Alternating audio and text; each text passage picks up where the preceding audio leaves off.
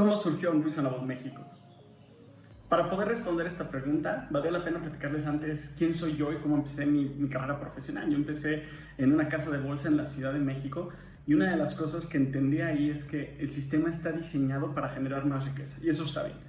Lo que no está bien es que hay una terrible, y esto sucede en México como en toda Latinoamérica, hay una terrible distribución de la riqueza. ¿Qué quiere decir esto? Que en la pirámide de escala social hay menos personas que pueden acceder a un mejor nivel versus la mayoría de las personas que están manteniéndose en el mismo nivel o bajando de nivel. Entonces, cuando entendí que era el sistema, decidí no ser parte de este sistema. Entonces renuncio a la casa de bolsa, me voy de misionero a la República Centroafricana. Y una de las cosas que entiendo ahí al ver las problemáticas en las trincheras es que para poder resolver los problemas necesitamos un componente de escalabilidad. ¿Qué quiere decir esto?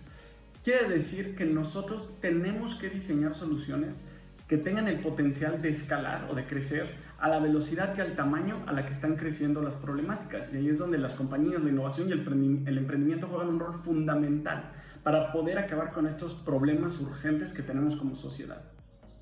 Nosotros en Unreasonable México diseñamos iniciativas de la mano de algunas de las marcas y corporaciones más importantes y más relevantes, iniciativas donde nosotros les ayudamos a generar disrupción consciente. ¿Qué quiere decir esto?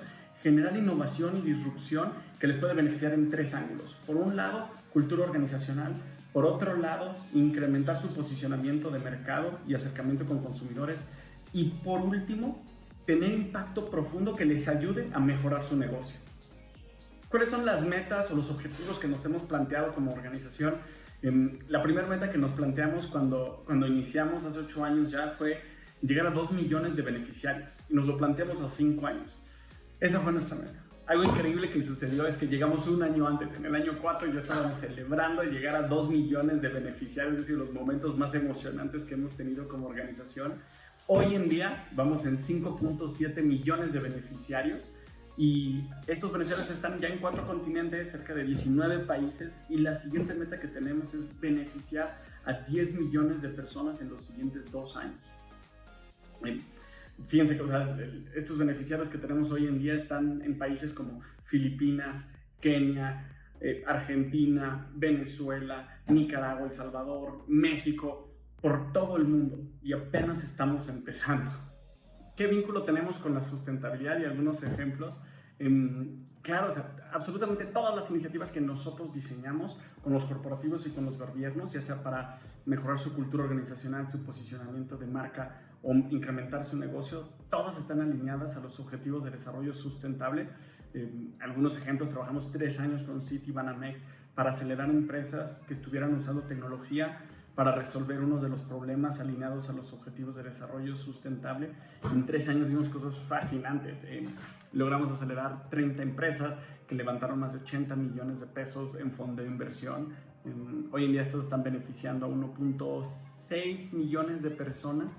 Algunos ejemplos, por ejemplo, Grupo Promesa, ellos están creando un ejército de pequeños activistas verdes y han entrenado más de 300,000 niños de escuelas públicas y privadas en educación ambiental, que a su vez ya están entrenando y enseñándole a sus propias familias cómo hacer composta, cómo reciclar, cómo separar la basura.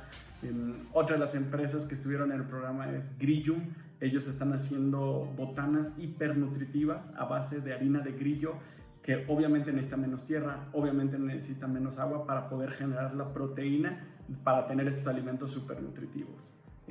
También trabajamos con MetLife durante 2 años como parte de su estrategia de sustentabilidad, donde diseñamos una iniciativa enfocada en llevar salud financiera a la clase media, baja y base de la pirámide. Les estaba justo platicando algunos ejemplos que atendimos en la iniciativa con MetLife. Por ejemplo, Moyo AI, que hace scores crediticios basados en inteligencia artificial, lo cual le permite al segmento de clase media, baja y base de la pirámide tener un mayor score crediticio para acceder a servicios financieros. Han beneficiado ya cerca de 3.6 millones de clientes, de los cuales el 80%, más del 80% sí recibe un crédito. Otra de las empresas que atendimos fue Ethic Hub, que están usando tecnología blockchain para acercar a los agricultores, principalmente de miel y de café, con servicios financieros dignos a través de financiamiento internacional. Entonces, tecnologías que están dispuestas para servir a la humanidad y no al revés. No humanidad dispuesta a servir a la tecnología. Los proyectos generados suelen generarse en el sector público o en el sector privado. En nuestra experiencia, en ambos, incluso con grandes colaboraciones, definitivamente en ambos sectores. Dependiendo de la región, dependiendo también de la industria, hemos trabajado ya con 1/3 de los gobiernos estatales en el país de México. Hemos trabajado con decenas de empresas también, alcanzando ya beneficiarios en 4 continentes. Entonces la respuesta es en ambos sectores. ¿Cuál es la realidad y cuáles consideramos que son los principales retos que tienen los proyectos sustentables en México y en Latinoamérica? Definitivamente es una gran pregunta. Por un lado, retos de mercado. Creo que una de las principales dificultades que tienen los proyectos sustentables es que los líderes o los directores o los fundadores tienen que dejar de pensar cada vez menos como ONG y cada vez más como empresarios, independientemente de la figura jurídica que tienen, si es for profit o non-profit, no importa, es la mentalidad, y la mentalidad debe de ser cada vez más de empresario, obviamente abrazando una causa. Ese es el origen del proyecto sustentable, pero pensar como empresario quiere decir pensar en sustentabilidad financiera, pensar en oportunidades de mercado, pensar en ventajas competitivas, en métricas de impacto, en resultados del equipo, en cohesión y cultura organizacional del equipo. Esos son los retos a los que se enfrentan hoy en día principalmente los proyectos sustentables en la región. Si pudiera mencionar otro también, potencial de escala. ¿Qué quiere decir esto? Diseñar desde el origen la escalabilidad del proyecto. Obviamente vas a salir a validar, vas a salir a experimentar, vas a tener un choque fuerte con el mercado, pero desde el inicio tienes que tener un componente en el modelo de escalabilidad, porque si las personas que están sufriendo o el planeta que está sufriendo esto y generamos una solución así, nos vamos a quedar cortos. Y ese es uno de los grandes retos que tienen los proyectos en la región también. Por otro lado, en cuanto al panorama, las condiciones las vemos nosotros definitivamente mejorando.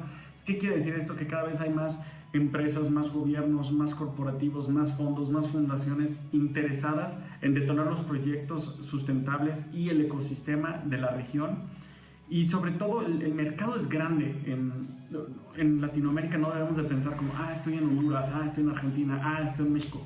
Para empezar, el mercado que es Latinoamérica, que tenemos un montonal de similitudes como el idioma, principalmente la religión, somos comunitarios, o sea, amamos a nuestras familias, amamos a nuestra sociedad, entre otras similitudes. Eso nos abre un gran mercado. O sea, algo que generamos en un país lo podemos vender y exportar muy fácilmente en otro, pero tendemos siempre a pensar, me lo van a pagar más allá, me lo van a pagar más allá. Si empezamos a diseñar, regreso, con potencial de escalabilidad desde un inicio, entendiendo un mercado regional, eso va a abrir un montonal de oportunidades. Y es el momento de Latinoamérica, es el momento en que empecemos a vernos no solamente como países independientes, sino como una región que podría ser el polo del desarrollo económico sustentable en todo el mundo.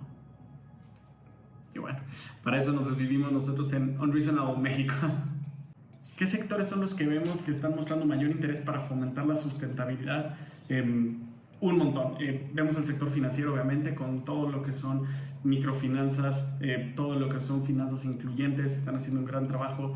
Definitivamente en algunas regiones se está viendo el energético, o sea, estamos llegando al fin de la energía barata que sostuvo el capitalismo durante 200 años. Eso son buenas noticias para todos si logramos avanzar. Pero la pregunta aquí debería ser a quién le debería de importar, y no es a un sector, sino absolutamente a todos. Y ojo, esto es para todas las corporaciones allá afuera. ¿Por qué es importante y debería ser importante para todas las compañías? Porque hoy en día 64% de las personas alrededor del mundo esperan que los directores generales o estos CEOs lideren los cambios sociales. 64%, estamos hablando del 64% de los consumidores.